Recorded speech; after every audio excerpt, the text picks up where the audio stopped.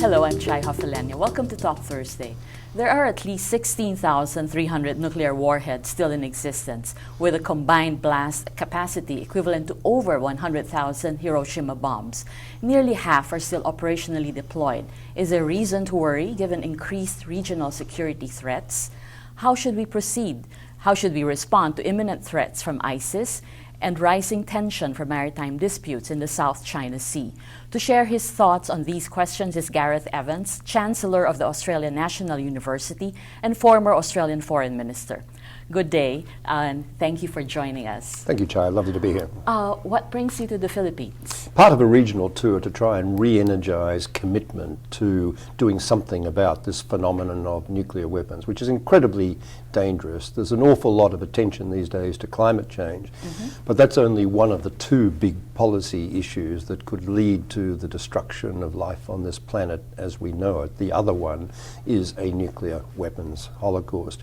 And frankly, nuclear weapons can kill us a hell of a lot faster than CO2. That's true. So I think we really ought to be much more focused on the continuing reality of this threat, both from the existing huge stockpile of nuclear weapons and the possibility of that further proliferating to other rogue states or getting into the hands of terrorist groups. There's real problems on all those fronts. You had a roundtable discussion prior to this interview. How would you assess the discussion? Was it productive? I had a roundtable with very senior Philippine officials, and there's a high level of understanding and a high level of commitment about nuclear non-proliferation and disarmament issues. Philippines has traditionally played quite a major international role in this respect. Filipino was the president of the last Non-Proliferation Review Conference just a few years ago. But it's gone off the agenda a bit, and I think what we discussed around the table was the need to re-energise that focus, both at the level of the policymakers themselves and also the wider community, because the risks are so real and because they have been drifting away out of sight. I think focus on non-nuclear proliferation has eased a bit because the U.S. bases are no longer in the Philippines, and the U.S. has been talking about no longer having permanent bases here. So the question is, why should the Philippines be involved in these discussions? Well, Philippines should be involved in them because A, you've got security risks in your own country with terrorist groups who would be only too delighted to wreak absolute havoc if they could get their hands on highly enriched uranium or plutonium and build a weapon to explode. You've got the security risks that are obviously associated with the South China or West Philippine Sea, and all the anxieties that flow from that. You're in a very volatile neighbourhood. Northeast Asia, like South Asia, like the Middle East, is a very nuclear fragile region. It's not that anyone's going to deliberately start a nuclear war. People know the stakes are incredibly high. They know the inhumanity, the scale of the destruction involved is something that they should never unleash.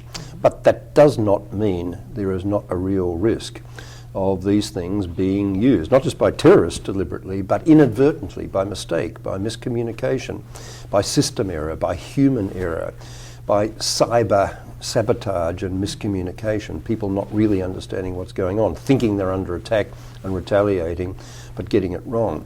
We know now from all the information that's emerged during the Cold War years how many times the world actually came close to catastrophe, maybe 20 or 30 times.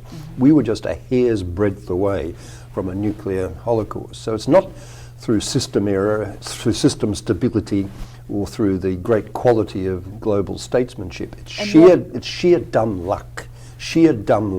Yes. That for the last 69 years we've got away without another Hiroshima or Nagasaki. But yet there's a thinking that if you have nuclear weapons, it can be a deterrent, actually. I think that thinking is quite wrong-headed, even as between major nuclear powers, it hasn't stopped all sorts of underneath conventional wars occurring. It hasn't guaranteed stability.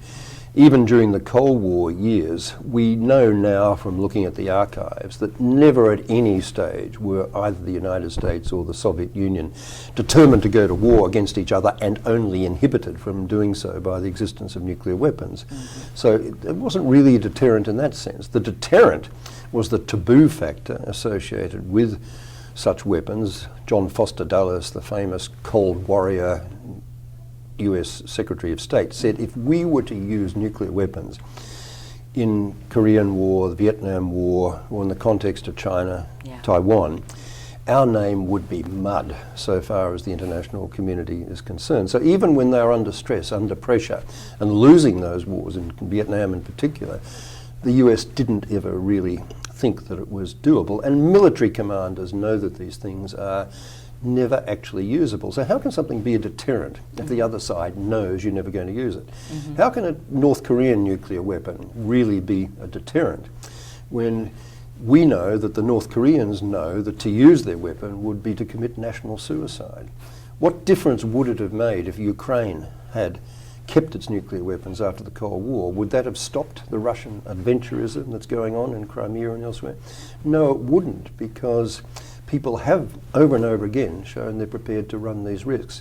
So there's an awful lot of mythology about nuclear weapons. You said, you made a reference to rising threats in the region. In 2005, you said that the threat from Jemaah Islamiyah was moderate, but years later, we now have a new incarnation, which is ISIS. Yep.